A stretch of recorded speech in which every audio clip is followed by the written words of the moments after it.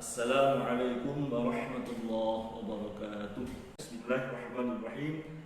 Al-hadithul awwalu an Amiril Mu'minin Abi Hafsin Umar bin Khattab radhiyallahu anhu qala sami'tu Rasulullah sallallahu alaihi wasallam yaqulu. Kemudian panggilan yang sampun dipengger sampun kula aturaken pinten bab soal bismillahirrahmanirrahim mboten perlu dipun wangsuli malih. Lajeng kula aturaken rumiyin bilih sahabat Umar menika awalipun wekdal gantos sahabat Abu Bakar As-Siddiq dipun paringi julukan khalifati Rasulillah, pengganti terhadap pengganti Rasulullah. Jeng muncul istilah baru yaitu Amirul Mukminin. Terus dalam khazanah fikih siyasah menika menawi mitra Ahlus Sunnah wal Jamaah ada 3 terminologi yang maknanya sama, yaitu khalifah itu subjeknya atau orangnya, pejabatnya, fungsinya, lembaganya namanya khilafah. Yang kedua ialah imam, itu adalah subjeknya, aktivitas, fungsi, lembaga namanya imamah. Yang ketiga ialah amir. Nah, ini dikenal zaman sahabat Abu Umar.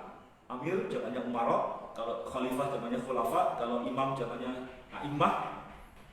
Nah, kalau amir jamannya umarok, maka lembaganya atau aktivitas atau fungsi namanya imarah. Nah, ini zaman kula aturaken bilih teng Quran wonten dawuh Al-Baqarah ayat 30 wa qala rabbukal malaikati inni ja'ilun fil ardi khalifah. Itu dalam arti semua manusia khalifah. Walaupun dalam Quran tidak dirinci bagaimana lembaganya, bagaimana fungsinya. Dalam praktek pun juga beragam. Zaman Khulafaur Rasyidin bukan praktek kerajaan. Zaman dinasti Bani Umayyah sudah mengarah pada kerajaan, apalagi Bani Abbasiyah yang kemudian menurun mempraktekkan sistem kerajaan, sehingga menurut Abdul A'la Al-Maududi itu sudah bergeser. Beliau menulis buku namanya Al-Khilafah wal Mulk. Jadi lembaganya ini bisa beragam prakteknya. Dan secara resmi istilah khilafah sudah berakhir dengan berakhirnya khilafah Turki Utsmani. Maka yang penting sekarang adalah fungsinya. Jadi dalam Quran khalifah ini yang kita jalankan walaupun lembaganya bisa berbagai macam. Prof. Mahfud juga pernah mengatakan khilafah Pancasila misalnya.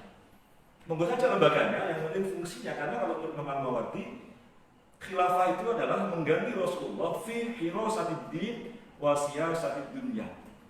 Menggantikan Rasul dalam menjaga agama dan mengatur dunia. Terserah lembaganya seperti apa. Kalau sekarang masih muslim ya monggo.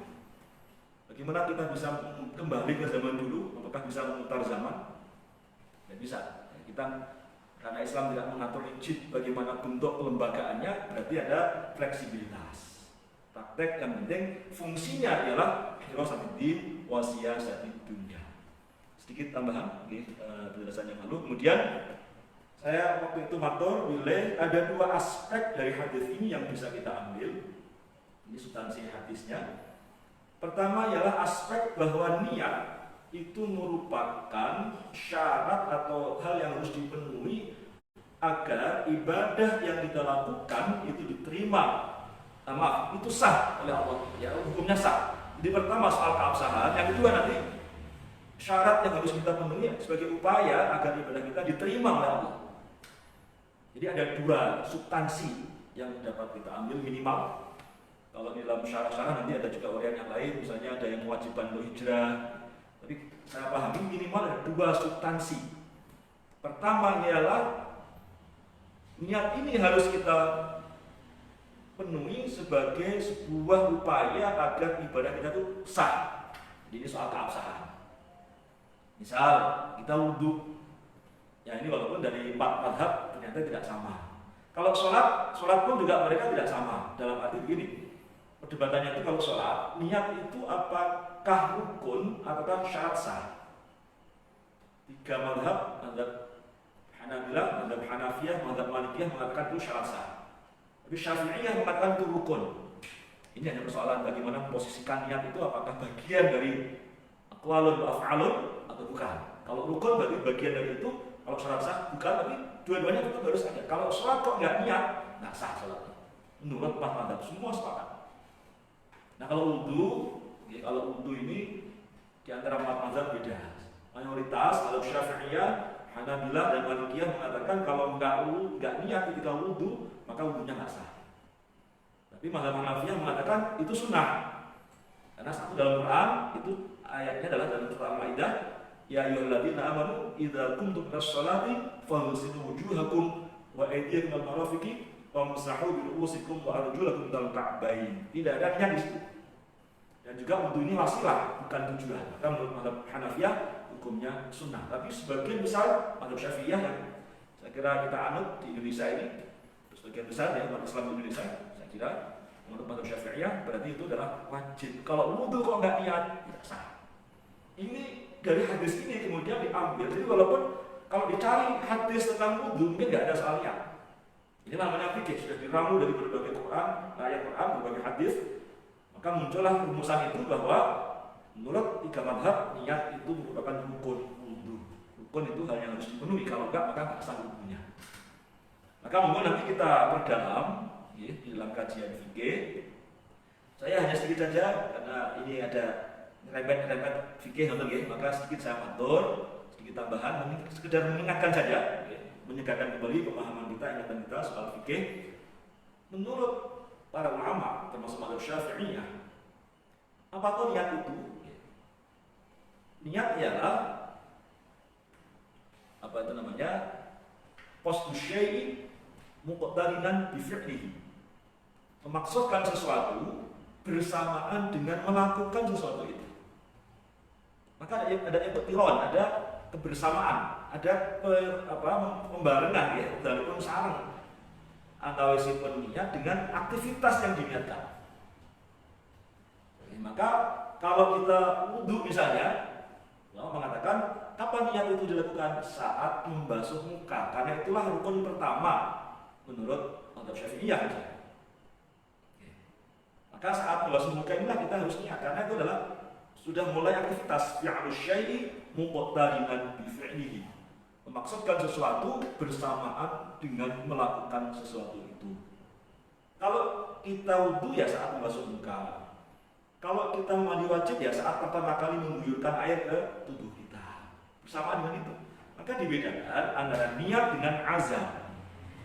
Kalau kita saat ini tidak rencana, besok pagi saya mau bangun jam 3, mau sholat tahajud gitu, setengah 4. Ini bukan niat, ini belum kita lakukan kok. Itu punya rencana, besok pagi saya mau ke masjid mau sholat jamaah subuh ke masjid misalnya. Itu bukan niat karena belum kita lakukan, namanya azam, baru rencana. Kalau sudah melakukan, itulah namanya niat. Maka ketika kita sholat, niat itu selagi menurut mazhab Syafi'iyah bisa dicek di beberapa fikih, termasuk di Fathul Wahhab misalnya. Dikatakan niat itu harus dilakukan sepanjang kita melakukan atau mengucapkan takbiratul ihram. Jadi ini dua rukun yang bersamaan. Satu takbiratul ihram, dua niat. Ya. Lalu ditambah ini sunnah ya. Ini dari aktivitas sekaligus, waktunya bersamaan. Dua rukun, satu sunnah. Jadi mulai dari hamzahnya lafal Allah sampai rohnya lafal akbar. Itu hati kita harus terisi niat. Ya walaupun ada mazhab lain, mazhab Hanafiyah misalnya, iqtiran itu yang penting urut, tidak harus persis bersamaan. Ini mazhab lain. Bahkan mazhab Hanafiyah mengatakan niat itu bisa dilakukan sebelum kita masuk WC, mau buang hajat, mau buang hajat, untuk rangkaian mau wudhu, sebelum wudhu, itu sudah dihitung niat menurut mazhab Hanafiyah. Sudah iqtiran. Tapi sekali lagi kalau untuk mazhab Syafi'iyah dikatakan yang iqtiran itu ya betul-betul bersamaan. Jadi sekali lagi kita mengucapkan Allahu Akbar lisan kita, hati kita terisi niat karena niat itu dalam hati. Para ulama sepakat mahal niat adalah al-qalb, tempat atau letak niat adalah dalam hati kita, dalam pikiran kita, dalam benak kita. Soal talaful, ya talaful dunia ini melafalkannya ini khilafiyah di antara empat mazhab tidak sama. Kalau Bapak Ibu ya, dari mazhab Syafi'iyah memang dianjurkan, disunahkan sebelum takbir baca usolli, tapi itu pengkondisian, itu belum dihitung. Sebab kalau kita mengucapkan usolli, fardhu dan seterusnya saat sebelum takbiratul ihram, tapi ketika takbiratul ihram misalnya kok hati kita, pikiran kita tidak ada dalam benak kita terbersit niat, ya nggak dihitung niat. Tapi sebaliknya kalau sebelum takbir kita tidak mengucapkan apapun, langsung Allahu Akbar, hati kita niat, dihitung niat. Ya, karena talafuz dunia itu levelnya bukan level kewajiban, tapi itu level sunnah menurut mazhab Syafi'iyah. Bahkan ada mazhab lain yang tidak menganggap itu sunnah.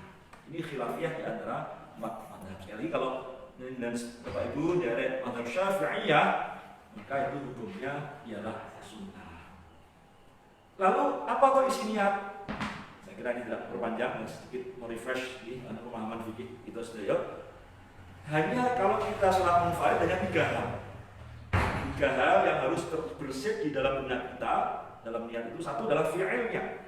Kita tuh melakukan apa toh? Sholat, usolli kalau dibahasakan, walaupun niat harus bahasa Arab. Saya niat mengerjakan sholat, itu kata-kata usolli, fi'ilnya. Yang kedua ialah fardiyahnya, fardu atau sunnah. Kita sebutkan harus kita declare, fardukah atau sunnah. Yang ketiga ialah ta'yin, harus kita sebutkan sholat apa. Terus hanya 3 hal kalau kita munfarid. Kalau dibahasakan singkat saja dalam hati kita mengatakan usolli fardhu isya, cukup. Usolli fardhu subhi, 3 saja, fi'il, fardiyah dan ta'yin. Tidak menyebut 4 rakaat, menghadap qiblat, enggak masalah. Nanti malah jadi panjang ini. Karena ini harus bareng dengan Allahu Akbar. Cuma kalau makmum harus muncul sebagai makmum.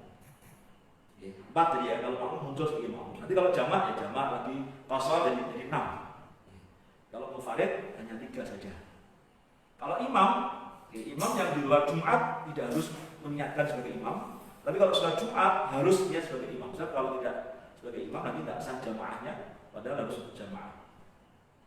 Maka tadi sedikit tinjauan fikih mungkin diperdalam mungkin oleh hari yang lain, oleh Pak yang lain yang menerangkan soal fikih. Lalu yang kedua, kenapa menikah? Hadis menikah ada 2 substansi. Pertama dari soal fikih, soal apa? Harus bagaimana ibadah itu sah, soal keabsahan sebuah ibadah. Maka yang kedua adalah tadi saya matur soal bagaimana ibadah itu diterima.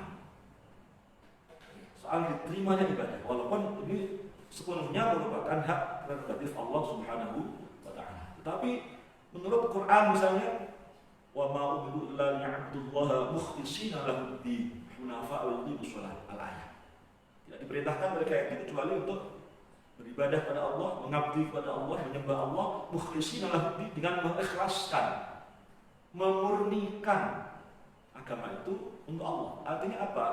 Ya berarti dia melakukan ibadah itu diperuntukkan, ya, motivasinya ialah karena Allah.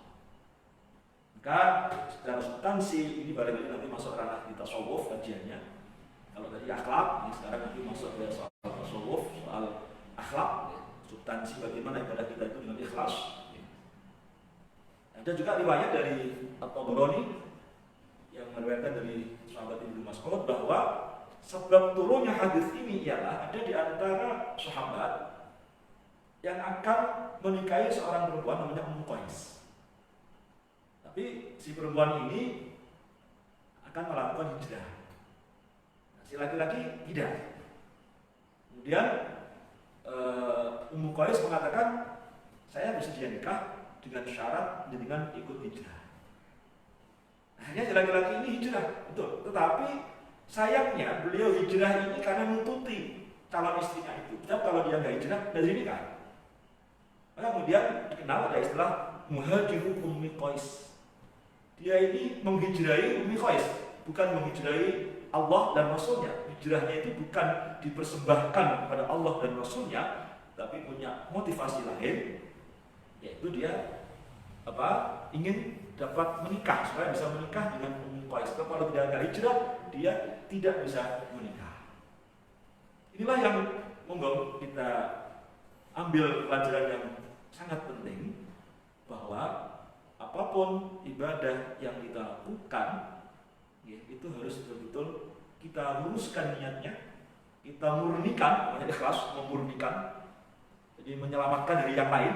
Khulus itu selamat. Ya, jadi fokus niatnya karena Allah Subhanahu wa Ta'ala.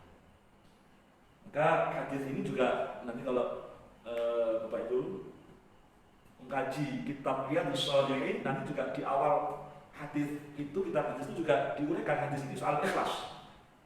Jadi ada nanti bab itu soal ikhlas. Juga nanti ada bab lain bahwa kebalikan ikhlas itu namanya riya. Mungkin sedikit saya tambahkan beberapa hadis.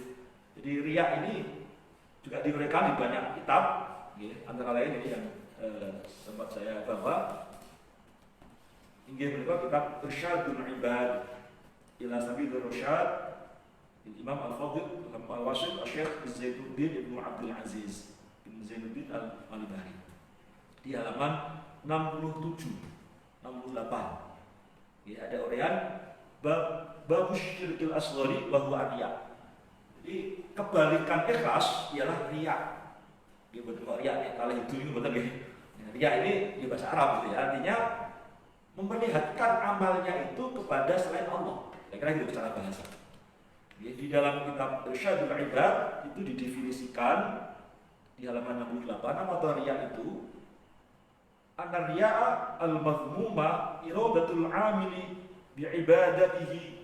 Ya, terus tambihannya ada dua peringatan. Ahaduhuma utawi salah satu tambihani ku an-riya asak temene riya al-mazmuma kang tercela, kang diwodo iradatul amili kekarepane orang wong sing beramal bi'ibadatihi kelawan ibadah amil ghaira wajhillahi ta'ala ing saliyane Allah Subhanahu wa ta'ala. Ayak sida ento nyejo sapa amil itla'an nasi atau itla'an nasi perhatian menungso ala ibadah utawa deloke menungso ala ibadatihi ing atase ibadah amil hatta yaksula sehingga hasil sehingga terjadi lalu kanggone amil apa nahwu malin sepadane harta au sanain utawa pengalbono. Terus riya inggih menika harapan seorang yang beramal atas ibadahnya itu kepada selain Allah. Diberikan contoh di sini, dia punya maksud, punya motivasi supaya diperhatikan oleh manusia.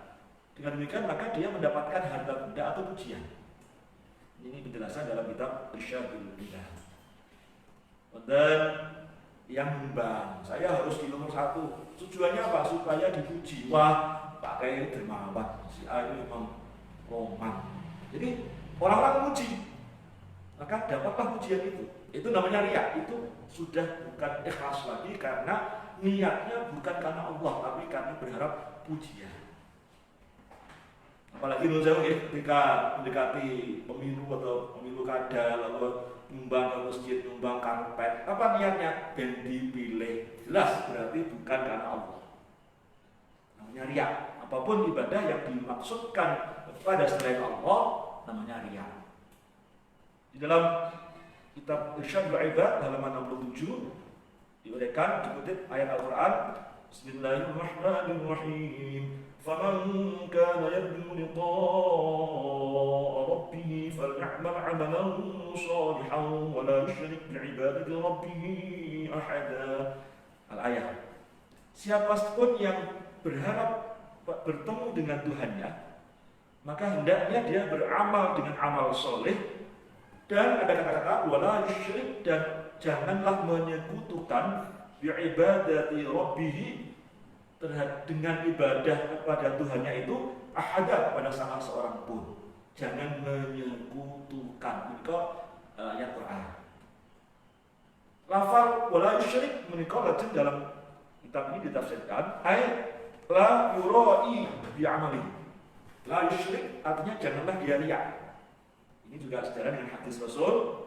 Rasul bersabda, "Inna akhwafa ma akhafu 'alaikum asyirkul asgharu wa huwa riya." Yaqulullahu yaumil qiyamati lil mura'ina idza jazaa Allahu an-nasa bi'amalihim idhabu ilal ladzina kuntum tura'una fid dunya unzuru hal tajiduna 'indahum jazaa'a. Jadi jelaskan oleh Rasul bersabda, sesungguhnya sesuatu yang paling aku takutkan atas kalian ialah asyirkul asghar, syirik kecil, syirik terkecil. Syirik paling kecil. Ini kecil ya, tidak hanya sohir aswal ya. Yaitu sangat kecil, yaitu riya. Allah di hari kiamat akan mengatakan, berfirman kepada orang-orang yang riya saat Allah memberikan balasan amal-amal mereka. Allah menyuruh orang yang riya itu, pergilah kalian kepada orang-orang yang dulu di dunia kalian riai, kalian riak pada mereka. Lihatlah apakah kalian akan mendapatkan balasan dari mereka itu. Ya, tentu tidak akan dapat memberikan balasan. Artinya apa ini? Ini kemudian innaudzubillah sangat disayangkan. Orang sudah beramal soleh, tapi di akhirat Allah tidak memberikan balasan. Disuruh minta balasan pada orang yang diriai, orang yang kita harapkan pujiannya atau harta bendanya atau apapun, itu dikembalikan ke situ. Kita disuruh untuk minta balasan kepada orang yang kita riak pada mereka. Tidak mungkin akan dapat balasan. Nah, ini luar biasa, sangat disayangkan, sangat eman-eman kalau kemudian amal yang sudah susah payah kita lakukan, ya, ternyata apa itu? Kok tidak ada balasan dari Allah karena kita tujukan kita mereka punya motivasi lain ya, selain untuk Allah Subhanahu wa Ta'ala. Ada juga hadis yang mungkin patut direnungkan bagi kita semua. Di dalam kitab Riyadhus Shalihin juga diuraikan saat menjelaskan soal riya ya, di halaman mulai 616 bab tahrim riya. Ya, ada uraian atau ada kutipan, ada penjelasan hadis yang hadis nomor 2. Wa anhu dari Abu Hurairah qala sami'tu krungu sapa ingsun Rasulullah ing Nabi Muhammad sallallahu alaihi wasallam yaqul halim biko sin Rasulullah. Ya, saya percepat saja, tidak saya bahas satu persatu. Inna awwalan nasi yuqadha yaumal qiyamati alaihi rajulun ustushhida. Besok itu di hari kiamat, orang yang pertama kali diberikan putusan, ada yaumul hisab, adalah seseorang yang dikenal mati syahid. Luar biasa, meninggal syahid, dia berjuang berperang fisabilillah, dia meninggal dunia. Fa'udhiya bihi, dia dihadapkan pada Allah. Fa'arafahu ni'matahu, Allah menunjukkan nikmatnya. Fa'arafa, maka dia tahu nikmat itu. Qala, Allah tanya, fama'amilta fiha, kamu diberi nikmat, bisa berperang, apa yang kau lakukan? Bisa hidup, bisa sehat, fisikmu kuat, apa yang kau lakukan? Fama'amilta fiha, apa yang kau lakukan dengan nikmat itu? Qala, dia menjawab, qataltu fika hatta ustushhidtu. Ya Allah, di dunia itu saya menggunakan nikmatmu dengan cara saya pergunakan untuk berperang di jalanmu sehingga saya meninggal dengan keadaan syahid. Qala, Allah mengomentari, kadzabta, bohong, walakinnaka qatalta li an yuqala jari'un faqad qila thumma amara bihi fas'iba ala wajhihi hatta ulqiya fin nar. Kamu bohong, kamu itu perang bukan karena aku, kamu itu perang supaya dianggap sebagai orang yang pemberani, sebagai pahlawan dan seterusnya. Tidak ada pahlawan kira-kira gitu. Tujuannya bukan karena Allah tapi karena pujian, supaya dianggap sebagai orang yang gagah berani, orang yang pemberani, orang yang punya nyali yang hebat sehingga mau berperang. Itulah tujuan. Dan akhirnya dia diseret ke neraka. Itu yang pertama. Dan yang kedua, warajulun ta'allama al-ilma wa 'allamahu wa qara'a al-Qur'an fa'utiya bihi fa'arafahu ni'amahu fa'arafaha. Qala fa ma'amilta fiha, qala ta'allamtu al-ilma wa 'allamtuhu wa qara'tu fika al-Qur'an. Qala kadzabta walakinnaka ta'allamta li yuqala 'alimun wa qara'ta al-Qur'ana li yuqala huwa qari'un. Faqad qila thumma amara bihi fas'iba 'ala wajhihi hatta ulqiya fin nar. Yang kedua ialah seseorang laki-laki yang dia mempelajari ilmu dan mengajarkannya. Dia membaca Al-Quran, kemudian dihadapkanlah, disuarakan kepada Allah. Allah memberitahu nikmat-nikmat itu, dia dapat ilmu, dia bisa baca Quran, dia mengajar, maka dia mengetahui semua nikmat itu. Allah tanya, apa yang kamu lakukan dengan nikmat yang aku berikan? Dia menjawab, saya mempelajari ilmu ya Allah, saya mengajarkannya, dan saya membaca Al-Quran. Kemudian itu semua saya lakukan untukmu ya Allah. Allah menjawab, bohong kamu, engkau berbohong. Kamu itu mempelajari ilmu supaya disebut orang yang alim, dan itu sudah terjadi. Kamu sudah disebut orang yang alim, dipanggil ustaz, kiai, kira-kira gitu kalau penjelasannya. Di hatinya nggak ada gitu ya. Sudah terjadi, manusia sudah memujimu, menganggap kamu alim, itulah kamu yang kamu dapat. Maka sekarang kamu nggak dapat balasan apa-apa, akhirnya orang ini diseret ke neraka juga. Na'udzubillah min dzalik.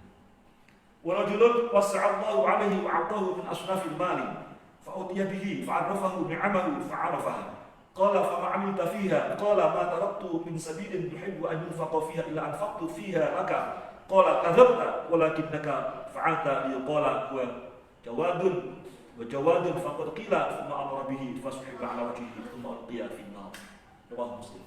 Yang ketiga ialah orang yang diberi oleh Allah berbagai macam jenis harta. Kemudian dia dihadapkan kesuwangan kepada Allah. Allah memberitahu nikmat yang sudah diberikan sekian harta itu. Kemudian dia ditanya, engkau apa yang kau lakukan dengan harta benda itu? Dia mengatakan, ya Allah, saya tidak satu jalan kebaikan pun yang tidak saya penuhi. Saya berinfak, semuanya saya infakkan untuk engkau ya Allah. Allah menjawab, kadzabta, kamu bohong. Dan kamu melakukan itu supaya dipuji oleh manusia, supaya kamu dianggap sebagai orang yang dermawan. Dan itu sudah terjadi, kamu sudah dapat ujian, ya itulah balasanmu. Maka kemudian ini dia pun diseret ke neraka. Alhamdulillah, menjalik saya kira ini betul-betul mudah-mudahan bisa mengingatkan kepada kita, betul-betul kita ikhlas karena Allah. Apalagi Nuzawu, tantangan di zaman yang seperti sekarang ini. Nuzawu, saya kadang-kadang di grup WA itu ada teman sedang umroh, kemudian selfie. Ini kita nggak tahu ya, tapi itu sangat rawan. Dengan media sekarang, update status, termasuk saya juga ini, godaannya ini tidak ringan. Saya termasuk masjid online, entah berapa yang hadir, bisa saja saya niat supaya dipuji. Wah, ini Pak Asim ini orang yang pintar, ini yang bahaya bagi saya. Saya kira kita semua mau kita ingat betul hadis-hadis ini. Oke. Saya kira kalau hanya itu betapa ruginya. Kalau hanya dipuji saja untuk apa? Menurut saya juga adik-adik kita, anak-anak kita yang sekolah ini janjinya cari apa? Saya kadang-kadang di kelas, ketika ngajar di kampus, saya tanya mahasiswa, kenapa sih kok kuliah? Iya Pak, supaya mendapat gelar sarjana. Terus untuk apa itu gelar? Ya untuk cari kerja Pak.